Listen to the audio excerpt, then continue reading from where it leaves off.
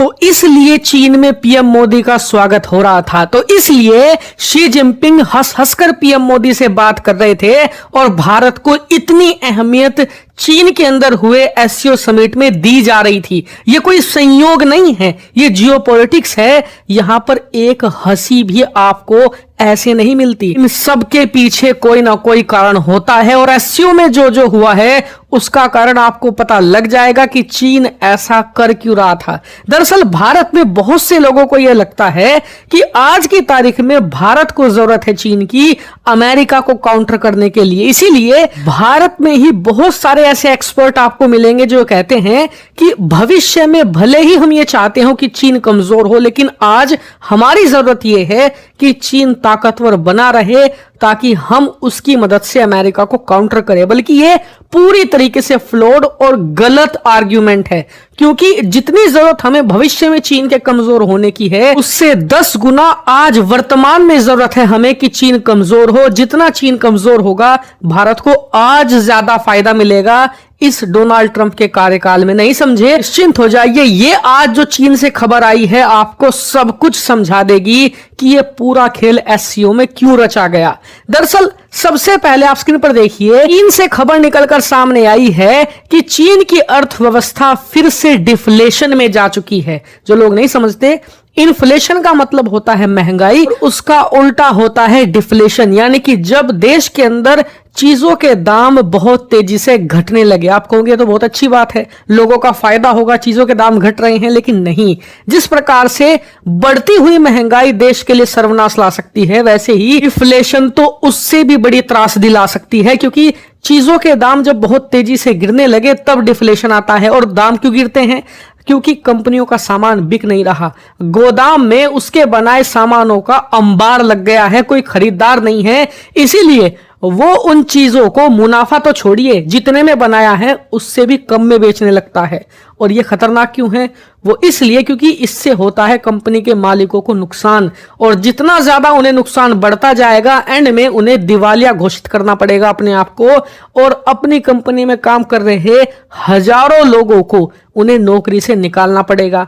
अब जब लोग नौकरियों से निकलेंगे तो उनकी कमाई नहीं होगी तो वो और सामान नहीं खरीदेंगे, मार्केट में खरीदार और कम हो जाएंगे, और इस वजह से जो बाकी कंपनियां हैं उन्हें भी अपनी चीजों के दाम और कम करने पड़ेंगे।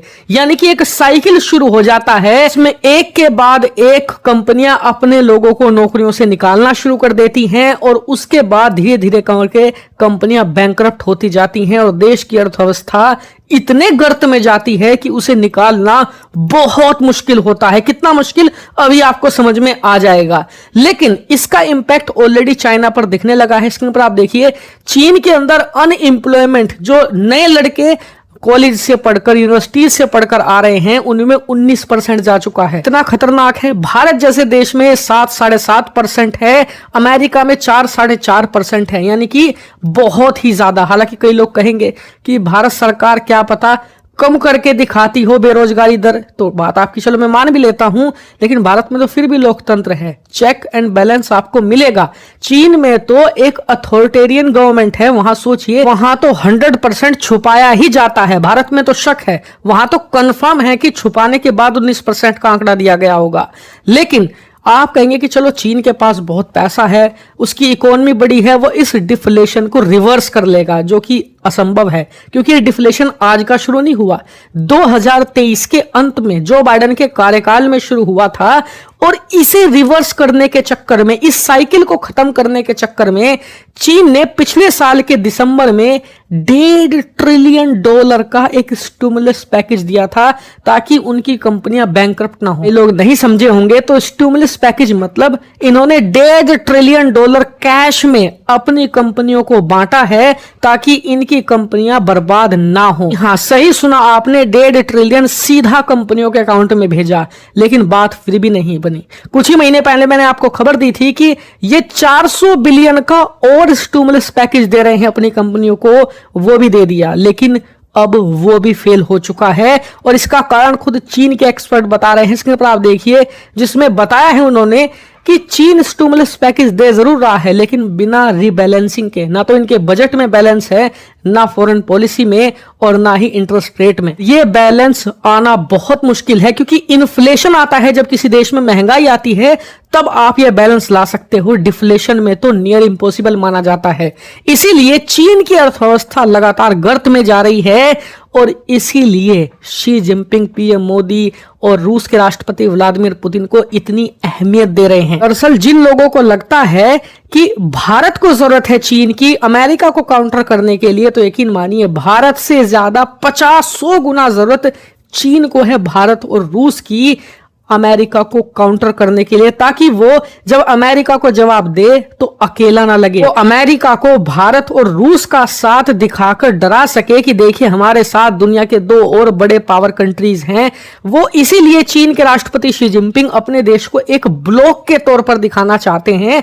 अकेला वो नहीं दिखना चाहते अमेरिका के सामने, ताकि वो बता सके कि उनके पीछे और उनके साथ कितने बड़े बड़े देश हैं। भारत को चीन की उतनी जरूरत नहीं है, क्योंकि एक बार हमने अमेरिका के साथ ट्रेड डील साइन कर ली तो हमें क्या जरूरत चीन की। चीन की जरूरत खत्म हो जाती है हमारे लिए उसी समय।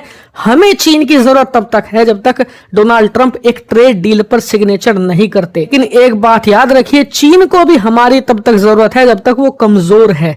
जिस दिन चीन ताकतवर फिर से बनना शुरू हुआ, उनकी इकोनॉमी फिर से पटरी पर आई, तो उन्हें भारत की उतनी जरूरत नहीं होगी, उल्टा वो भारत को काउंटर करने की तरफ देखेंगे। इसीलिए जो एक्सपर्ट आपको कहते हैं कि आज हमें जरूरत है कि चीन मजबूत हो, वो अमेरिका के सामने मजबूत दिखे, उसी में हमारा फायदा है, वो सिर्फ आपको गलत और बेवकूफ बना रहे हैं।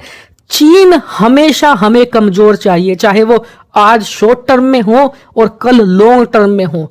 चीन ताकतवर कभी भी भारत के हित में नहीं होगा। हमेशा एक कमजोर चीन ही भारत को एडवांटेज देगा, फायदा देगा।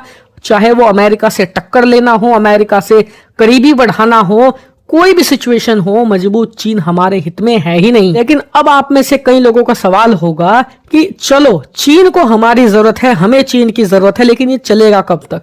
तो ये तब तक चलेगा जब तक डोनाल्ड ट्रंप सत्ता में है, क्योंकि आज तो ट्रेड डील को लेकर वो भारत के साथ टकरा रहे हैं, कल को कोई और मुद्दा हो सकता है। इसीलिए फिलहाल आप कुछ साल तक देखेंगे कि भारत चीन आपस में शायद उतना ना लड़े, उतना एक दूसरे को नुकसान ना पहुंचाएं। लेकिन एक बार ट्रंप का कार्यकाल खत्म हो गया, तब आप देखेंगे कि जियोपॉलिटिक्स बहुत तेजी से बदलेगी। लेकिन अच्छी बात यह है कि भारत सरकार और भारत की जो डिप्लोमेसी है वो इतनी फ्लेक्सिबल है कि कुछ ही हफ्तों के अंदर वो अपना रुख 180 डिग्री पलट सकती है, जैसा कि हमने ट्रंप के इस कार्यकाल के शुरुआती कुछ महीनों में ही देख लिया। हमने ट्रंप के शपथ लेने से पहले ही इस चीज को देख लिया था कि इस आदमी के साथ डील करना आसान नहीं होगा।